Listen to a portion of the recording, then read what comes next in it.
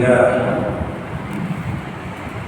نحمده ونستعينه ونستغفره ونؤمن به ونتوكل عليه ونعوذ بالله من شرور أنفسنا ومن سيئات أعمالنا من يهده الله فلا مضل له ومن يضلله فلا هادي له ونشهد أن لا إله إلا الله وحده لا شريك له ونشهد أن سيدنا ونبينا ومولانا محمدا عبده ورسوله أما بعد فأعوذ بالله من الشيطان الرجيم بسم الله الرحمن الرحيم واعبد ربك حتى يأتيك اليقين صدق الله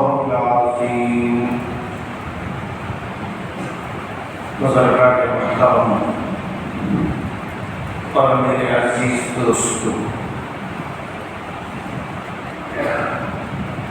اللہ تبارک و تعالی نے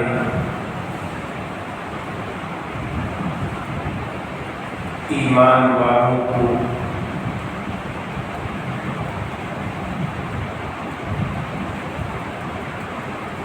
زندگی کا سکون حاصل کرنے کے لیے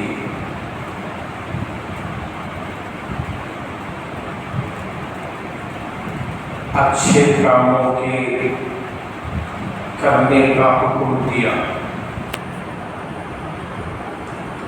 جو آدمی دنیا میں اچھے کاموں میں زندگی گزارتا ہے، اللہ پاک اسے بہت سارے فتنوں سے، پریشانیوں سے نجات عطا فرما دیتے. جو جتنا اللہ سے بے خوف ہو کر، نڈر بن کر گناہ کرے گا، اتنی اس کی زندگی بے سکونی میں گزرے گی. آج اس امت کے بے سکونی کی وجہ یہی ہے کہ ہمارے دلوں سے اللہ کا خوف نکل گیا. آج ہمیں گناہ کرتے ہوئے بھی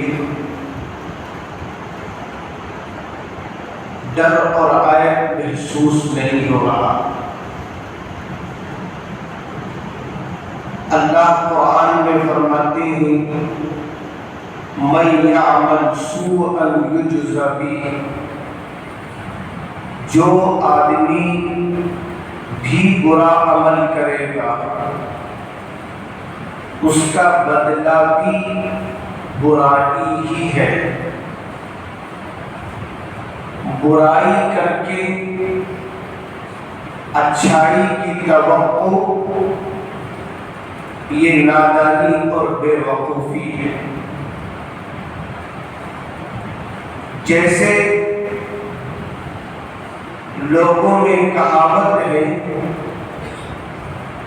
اگر کانٹا بوؤ گے تو کانٹے کا درخت ہی نکلے گا،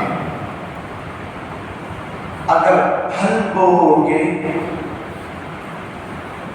پھول بوؤ گے تو پھل اور پھول ہی اس کا صلہ اور بدلہ ہے. جیسے لوگ یہ بھی کہا کرتے ہیں جیسی کرنی ویسی بھرنی. جتنا ہم گناہوں میں نڈر ہوں گے اتنا اللہ ہمارے سینوں میں دوسروں کا رعب اور ڈر ڈالتے ہیں. جتنا اللہ کو ڈر کر چلو گے، اللہ ہمارا ڈر اوروں کے دلوں میں پیدا کر دے گا۔ جب تک مسلمانوں میں اللہ کا خوف رہا، ساری دنیا کے باطل قوموں کے دلوں میں مسلمانوں کا خوف اللہ نے ڈال رکھا تھا۔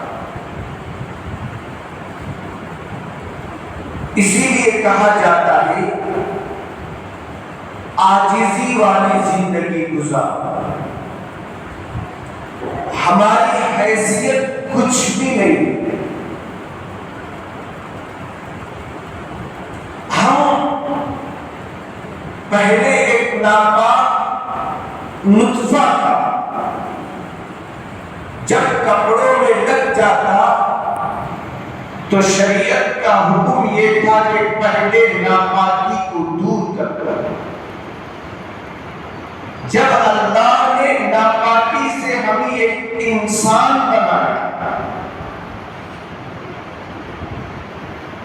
اللہ کا فضل جب مسلمان بنایا ہے،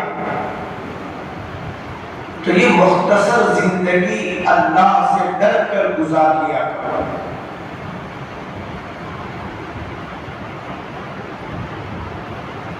اس اللہ سے ڈرنے کا نتیجہ یہ ہوگا، لوگ مرنے کے بعد بھی کسی نہ کسی اچھائی سے ہمیں یاد کریں گے۔ کوئی ہماری توہین بھی کر دے، تنقید بھی کر دے، طعنہ بھی دے دے، تو اس کی طرف توجہ نہ کر، خواہ مخواہ لڑائی کو بڑھایا نہ کر۔ اللہ کو زمین پر لڑائی کرنا، فساد کرنا پسند ہے۔ اللہ کے نبی صلی اللہ علیہ وسلم نے لڑائی کرنے والوں کو معاف کیا، ان سے لڑنا بھی پسند نہیں کیا، ان کی تنقیدوں کا جواب دینا بھی پسند نہیں کیا، کیونکہ حالات اللہ کے ہاتھ میں، اور صبر کرو گے تو اللہ تعالیٰ ہمارے لیے بھلائی کے راستے پیدا کرے گا۔ اگر حالات ہمارے اچھے ہیں تو اس رب کا شکر ادا کرو، اوروں کے کام آؤ۔ اللہ کے نبی صلی اللہ علیہ وسلم نے فرمایا، تم میں سے بہترین آدمی وہ ہے جو لوگوں کو نفع پہنچائے، فائدہ پہنچائے۔ یہ اللہ کو پسندیدہ آدمی ہے۔ اللہ نے صحت دی ہے تو بیماروں کی خدمت کرو، کمزوروں کی مدد کرو، دولت دی ہے تو غریبوں کی ضرورتوں کو پورا کیا کرو، علم دیا ہے تو لوگوں کو اچھی باتیں بتایا کرو، کچھ نہ کچھ خیر اور بھلائی کی کام کر لیا کرو۔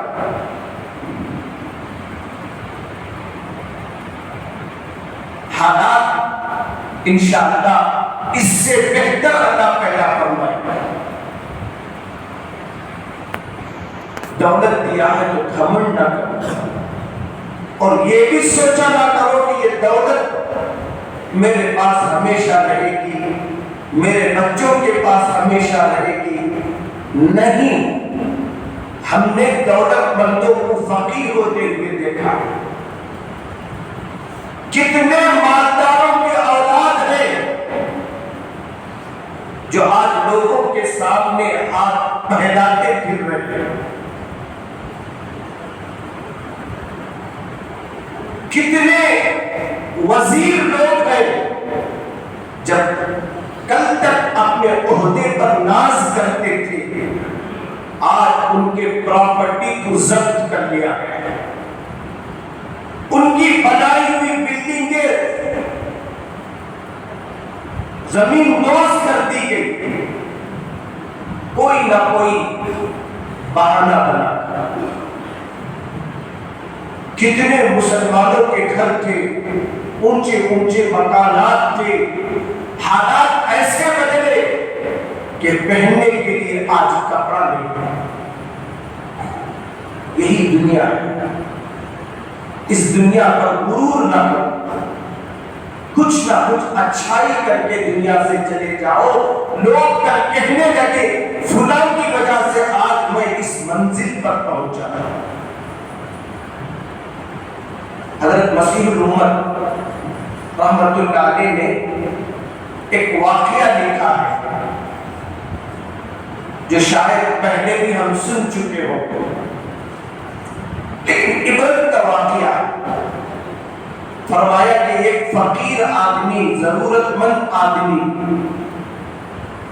ایک مالدار کے گھر پر پہنچا اور دروازے کو دستک دیا اور کہا کہ اللہ کے نام پر کچھ دے دو، اللہ ہم سب کی حفاظت فرمائے. مالدار کے دروازے پر کہا کہ مجھے کھانے کے لیے کچھ دے دو. اندازہ لگاؤ کتنی غربت کا ایام وہ گزار رہا ہوگا. تو وہ آدمی اپنے حسین بیوی کے ساتھ بیٹھے کھانا کھا رہا تھا. فقیر کا یہ صدا، فقیر کی یہ آواز اس مالدار کو بری لگی. اس نے فقیر کو جھڑک کر بھیج دیا. اللہ قرآن میں کہتا ہے وَأَمَّا السَّائِلَ فَلَا تَنْهَرْ. غریب کو کچھ دے نہیں سکتے تو کم از کم اس کا دل دکھایا نہ کرو، اسے جھڑکا نہ کرو. اب اس مالدار نے اس غریب کو جھڑک دیا. اب فقیر بیچارہ کیا کر سکتا ہے؟ وہ خود حالات کا مارا ہوا تھا، مایوس ہو کر اس دروازے سے نکل گیا. اس کے بعد اس مالدار شوہر کے حالات خراب ہونے لگے، مالی حالت بگڑنے لگے. بیوی نے فقیر کی صدا پر کہا تھا اس فقیر کو کچھ دے دو، لیکن شوہر کو اپنی دولت پر، اپنی حسین بیوی پر بڑا ناز تھا. اسی لیے بولتے ہیں تکبر انسان کو ذلیل کر دیتا ہے. تکبر اور بڑائی صرف اللہ کے لیے لائق اور مناسب ہے. اس مالدار شوہر کے حالات اتنے خراب ہو گئے کہ زندگی گزارنے کے لیے گھر کے سامان فروخت کرنا پڑتا. اور چند دن کے بعد حالات اتنے خراب ہوئے کہ حسین بیوی سے کہنے لگا کہ دیکھ اب میں تیرا خرچ برداشت نہیں کر سکتا، میں تجھے چھوڑ دینا چاہتا ہوں. یہ کہہ کر اس نے اپنی بیوی کو چھوڑ ہی دیا. چند دنوں کے بعد اس لڑکی کے گھر والوں نے کسی ایک مسلمان سے اس کا نکاح کر دیا. چونکہ وہ بچی حسین بھی تھی، اللہ کا ڈر اور ہمدردی رکھنے والی بھی تھی، اللہ نے اسے ایک نیک شوہر سے نکاح کر دیا. آج ہمارے بچے کیا بولتے ہیں؟ بیویوں پر ظلم کرتے ہیں. 2-4 لقمے اسے کھلا کر اسے اپنی باندی بنا رکھے ہو. یاد رکھو کسی کا دل دکھا کر ہم پرسکون زندگی نہیں گزار سکتے، چاہے وہ ہماری بیوی ہی کیوں نہ ہو. اس کے آنکھوں کے آنسوں بھی ہماری زندگی کو تباہ و برباد کر دے گی. اب یہ خاتون بڑی ہمدرد کی نیک شوہر مل گیا. ایک وقت آیا کہ یہ میاں بیوی ہنسی خوشی کھانا کھا رہے تھے، ایک فقیر دروازے پر آیا تو اس مرتبہ دوسرے شوہر نے کہا کہ اس فقیر کو کچھ دے دو، بیچارہ بھوکا ہمارے گھر پہ آیا۔ اب بیوی روٹی دے کے آئی، دیکھے تو وہی پرانا شوہر فقیر اور سائل بن کر دروازے پہ آیا۔ تو اب یہ چیخ و پکار کر کے رونے لگی۔ شوہر نے سمجھا شاید اس فقیر نے کوئی چھیڑا ہوگا، دہلیز پر آیا، بیوی سے سوال کیا کہ کیوں تم نے چلائی؟ تو اس کے جانے کے بعد کہا کہ وہ میرا پہلا شوہر تھا، اس نے ایک مرتبہ دولت کے ہونے کے باوجود ایک غریب کو جھڑک کر بھیجا تھا، آج میں دیکھ رہی ہوں وہ در در کا بھکاری بن چکا ہے۔ تو اب یہ دوسرے شوہر نے کہا جانتے ہو وہ بھکاری میں ہی تھا، آج اللہ نے مجھے اس حیثیت پر پہنچایا ہے۔ حضرت مسیح الامت لکھتے ہیں حالات کے بدلنے میں دیری نہ لگتی ہے، اس لیے جب دولت ملے تو لوگوں کو کچھ مدد کر دیا کرتا، اس مدد کا فائدہ غریب سے زیادہ ہم کو ہوگا۔ اللہ تعالیٰ اس سخاوت کی برکت سے، اس صدقے کی برکت سے ہمیں غربت سے بچائیں گے، تنگی سے بچائیں گے۔ اللہ کا وعدہ ہے جو دوسروں کو بانٹتا ہے میں اسے کبھی سائل نہیں بناتا، جو میرے بندوں پر مہربان ہوتا ہے میں اس سے 70 زیادہ مہربانی کرتا ہوں۔ یہ اللہ کا وعدہ ہے۔ اللہ کے نبی صلی اللہ علیہ وسلم کی حدیث ہے فقیری سے پہلے مالداری کو غنیمت سمجھو، جس کا حق ہے ان کے حق کو ادا کیا کرو۔ آج بڑے دکھ کے ساتھ کہتا ہوں ہمارے ساتھ جو بہنیں پیدا ہوئی ہیں، جو بھائی پیدا ہوئے ہیں، ان میں سے کتنے ہیں جو غریب ہیں، جن کے گھر کا گزران مشکل ہے، لیکن کبھی ہمیں اپنے بہنوں پر رحم نہیں آتا، ہمیں اپنے سے کم تر بھائی پر رحم نہیں آتا۔ ہم دولت رکھ کے یہ سوچتے ہیں یہ دولت ہماری اولادوں کو کام آئے گی، ہرگز یہ توقع مت رکھو۔ سخاوت اور صدقہ اور زکوٰۃ ہی ہماری دولت کو بچانے والی ہے، بڑھانے والی ہے۔ کتنے بہنیں ایسی ہیں، ایک بہن کو اللہ نے مالدار بنایا، ایک بہن بیمار ہے، صدقہ زکوٰۃ کی محتاج ہے، کبھی اس بہن کو جا کر صدقہ زکوٰۃ نہیں دیتی تو وہ دولت کس کام کا جو اپنوں کو اور اپنے قریبی لوگوں کو کام نہ آئے۔ بزرگوں، فلسطین کے اندر ہم دیکھتے ہیں ملین پیسے رکھنے والے آج دوسروں کے کپڑے پہن کر زندگی گزار رہے ہیں۔ حالات سے وہی عبرت حاصل کرتا ہے جو عقل رکھتا ہے۔ کبھی اپنی دولت پر غرور نہ کرو، اپنے علم پر غرور نہ کرو، اپنی صلاحیت پر غرور نہ کرو، بلکہ اللہ نے یہ چیزیں دی ہے تو اوروں کے کام آیا کرو۔ اللہ تعالیٰ صرف آزمائش کے لیے دولت دیتے ہیں، آزمائش کے لیے صحت دیتے ہیں، آزمائش کے لیے صلاحیتیں دیتے ہیں۔ آج فلسطین کا سارا علاقہ کھنڈروں میں بدل چکا ہے۔ جو کئی گھر کے مالک تھے آج ان کا سر چھپانے کے لیے مکان نہیں ہے۔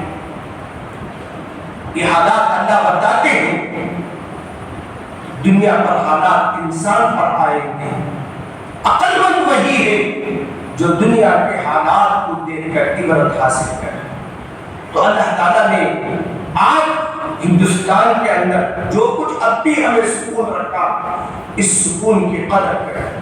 آپس میں ہمدردی رکھے. بہن بھائی کمزور ہیں تو اپنی دولت سے ان کا تعاون کرو. ہماری اولاد دعا دے گی یا نہ دے گی، لیکن یہ کھانے والے ہمیں دعا دیں گے. نہ معلوم ان کی دعائیں ہمیں کیا کیا اللہ کی رحمت سے عطا کریں گی.